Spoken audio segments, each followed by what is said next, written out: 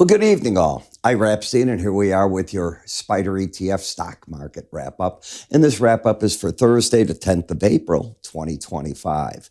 You know, this is a hard market. If you think trading this is easy or investing in it, I wish you the darn best, because it isn't.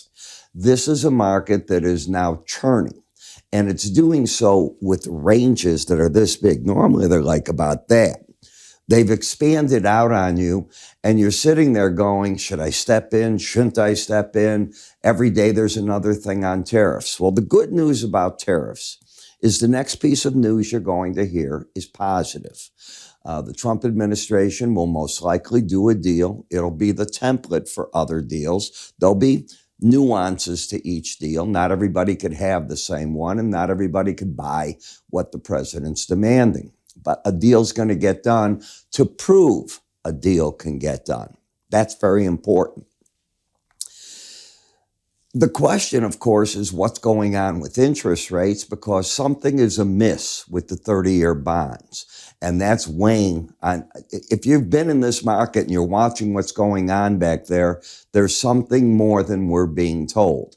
I don't know if somebody's caught the basis traders. I don't quite know what's going on. I cannot get my arms around it. I've listened and read what other analysts have to say. I don't think they have their arms around it. Everybody's scratching their head going, couple of things. Number one, you're not getting a bid as the stock market drives and people aren't running in a massive way for safe havens.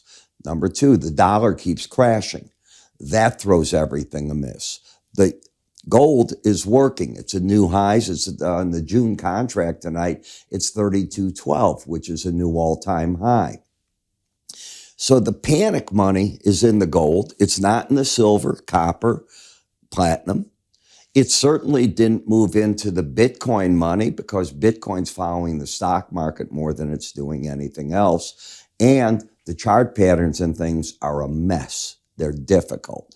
And when they're difficult, I learned the simplest thing. I used to think I had to be, or tell people they had to be in the market all the time. Why? There's nothing wrong with sitting back. Whatever your base positions are, if you've gone through this much, you should probably hold them. But adding, it's rough right here. When we look at Rocket, take a look. This is a new low for this move. There's nothing friendly. It can bounce. It could do whatever it wants. It's not doing well. And seeing these interest rates, especially that 30-year, I'm not the only one seeing this issue. And the market is down, hasn't done well at all. And remember, I just said, you're going this way and this way. You don't think so?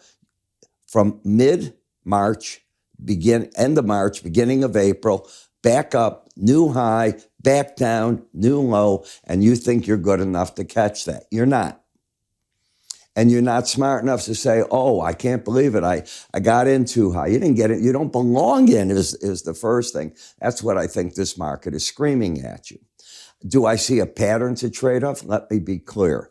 I brought it on. I'm the most disappointed guy. I thought this would have something. And when this market's let go like that, I'm done. I don't want to even look at it probably for weeks on end right now. What you've done, and here, let me explain the most simplistic thing you've done. You had a market that was running the upper Bollinger Band. It fell back to where it typically does, the 18-day average, to regroup. It also had the support of the 100-day. It went back up, fought a battle for 4 days at the 200-day average to the upper band, gave up, fell back for 3 days, fought a battle at the 100-day average, went down to the Bollinger Band, ran back up to the upper band. No battle really fighting at the 200. I want to tell you that. Very different. And right on back down, and no fighting at the 100. And you think you can trade that. I wish you the darn best. I'd walk away as an investor or a trader in Rocket at this point. Do I love their business in a normal model for homes? I love it. I'm fearful that in a recession, they're going to, and we are possibly going into one. Donald Trump has to grab the reins of that horse and pull it to keep it from going. If you're watching his numbers, he's losing the faith of the elite that put him there financially. I didn't say for his other policies. The market getting hurt like this hurts people. He knew it. That's why he changed plans yesterday.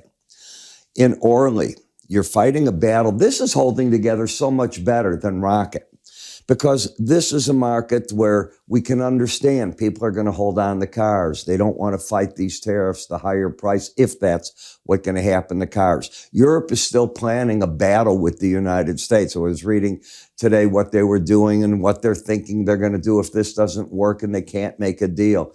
That shouldn't even be in the press. It should be, we're going to make a deal, this is how it's going to be, and so on. Just the opposite. It benefits them. It's time for American cars to be sold in Europe. How many do they sell here? And we've just been allowing that. Lower highs, lower lows, but you're going to need auto parts. People are keeping cars longer. All right.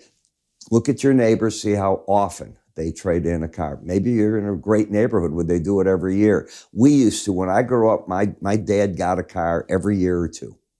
That was the big event in the house. I don't know that we ate that well, and we certainly weren't rich, but boy, we had that new car because that was his dream. I get a new car every decade now. I'm an older guy. What do I need it for? I live in a huge city. You call an Uber, you go where you want, and I have to have the car to the grocery store and a couple of other errands. It's the reality. I used to love to get up in the morning and drive all the fancy cars, and I had plenty of them that you could drive around. And I'd go, I'm going from pothole to pothole in the city. I'm driving to a restaurant because I'm important. I'm paying the guy a fortune to put it out front. You get smarter. That's all I'm saying. Lower highs, lower lows, fighting its battle right here at the 18-day average. This market turns bullish tomorrow if you get over this high of 1397. Take out the highs of Wednesday and stay over it. Suddenly, if you don't take these out, you'd have higher lows, higher highs, bullish coming out of an oversold condition. I'd be looking for the market back at 1455 potentially. Home Depot, it said it got too cheap, coming back up, but there's nothing here to hang your hat on. The resistance is the 18-day average. Let's assume the market has a great day in the market tomorrow and you bust through this 355.44. You break the pattern of lower highs, lower lows. You'd still have a low to that high unless you drop down, take out today's lows with an outside day. I'm not looking for that. That's too difficult. That's like, well, if we go down that maze and turn left over there, nah, I don't like the pattern there. Google can turn bullish here. Same type of play as I just showed you with O'Reilly. The market right here, if it were to come back, take out yesterday's high of 159 in the 50s, get over that and close over 157.75, you would suddenly have a pattern of higher lows, higher high over the 18-day average in there.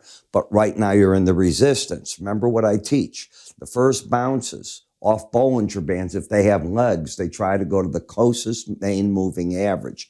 It happens to be this one, and it's been that way for a while.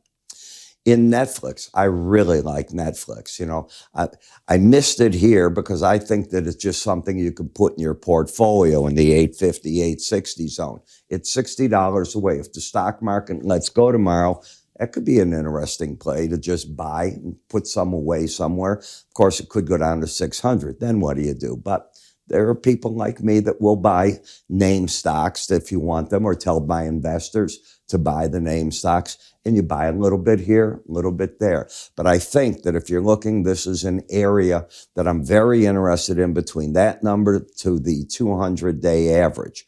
Could the market come unglued and go back to a bear pattern? No. Even if it fell apart right now, you'd have a higher high, lower low. So any close that you want to get bullish, you've got to get over and close over, let's call it the 935 area. Just giving you the zone. That would probably do it. You stuck your neck out there. You came back today. That would say the market wants to go up to me. Robinhood. Again, if this market takes out that high, it could get a bit of life in it. The pattern would turn up again. You'd have to clear the 100-day average, but you're opening it up to come there. Where should the market be failing? Exactly what it's doing. Do I think short sellers are hitting the market here? right there. Where's their stop? Right over the highs, in my opinion, over the highs of Wednesday. Do I know it? I don't know it, but boy, it makes all the sense. So what are they risking? I don't know, 20, 30 cents on the trade.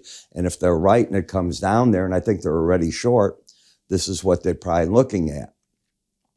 XOM, nah. Anything with energy's got a problem. We're too fearful that the world could tip over into a recession via these trade wars. I'm not saying that's what it's going to be. I personally do not think we will get into that recession.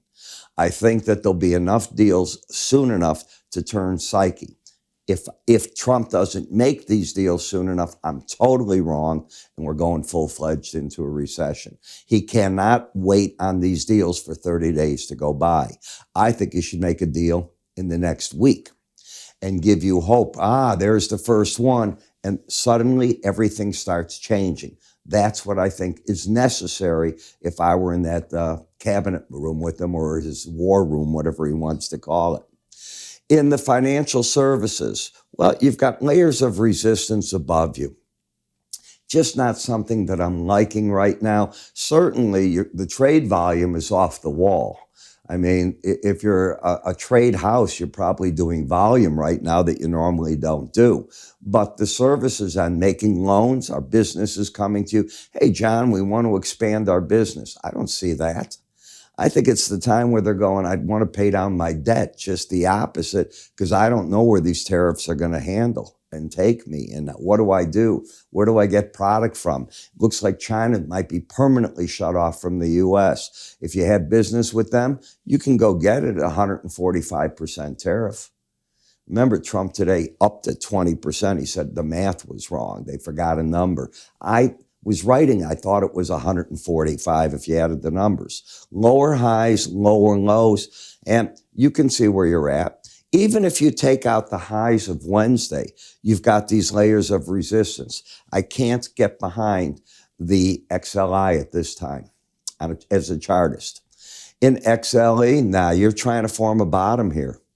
If you take out this low and close underneath now, 74.49, you open up the door for a lot lower prices. You're at the doorway of a problem. GLD, right back up to the upper Bollinger Band, a difficult market. The futures this time were much easier. Last time I told you, I had my traders that are my subscribers to my mornings. They were in the GLD. That's how we played it. Today we played it, or yesterday we got into the gold, or they did. At least it was a recommendation. And the recommendation got filled, the fill price.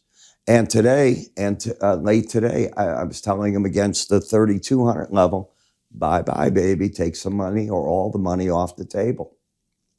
SLV, not as good as gold. It's trying to climb its way out of a hole. Very different looking chart. Copper, same thing. You don't want to see copper take out 30.77 and close under it. That opens the door for even lower prices there. Then in the BND, this chart is such a mess, I have no idea what to do with it. Simple answer, don't know. This spike, this break, the size of them, out of the realm of all these trading ranges that you've had for a long time. It's easier to be bearish than bullish, but you're too oversold for me to even talk about that. Then in the dollar index, if you use the Linn price counts, and they're part of the free offer package that we have offered so many of you to give it a try, you will see that when a market does a move like this, how important they are. It's a measuring tool. You know, some people use Gann, Fibonacci, others. This is a cool tool. We don't teach you how the formula works. We teach you how to use them. All right, that's proprietary to us. And it is calling for the dollar, possibly the 99 level, which is a rare number. It's our fourth price count. And if that gives ground and you go to the fifth, I don't want to scare you, but it's big. And why would the dollar be going down there unless there's some nightmare that's going to happen? So I do think you're coming down to a key area in the dollar that I did not expect we'd hit this way. I didn't see tariff war like this happening and all the other things. But whatever the event, you're down there. And That's all that matters to me.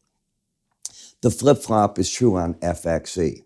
So I'm going to be looking tomorrow, and I want you to be looking at outside day possibilities, where you start off one way in the market and you go another. You might start off at the top and crack to the downside. You might open, go down, take out yesterday's lows, all of a sudden cross key averages like I'm telling you, and a different game starts for you. It's a key pattern.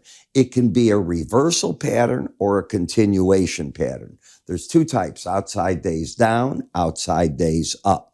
But the cool thing with them also is once they've set up, if you violate it, and I teach you what violation means, then you get a different game. You get a measuring count where the market's likely, the word is likely, doesn't have to, make a run too. So how you get this, in order to get the courses, you go to iraepstein.com courses. Could it be any simpler? It's where your education part is. There'll be a cursor up here. Just go there and you just see the word courses. It's all in there. If you haven't taken this, it's going to open your eyes up because you get this pattern all the time. I'm Ira. Have a good one.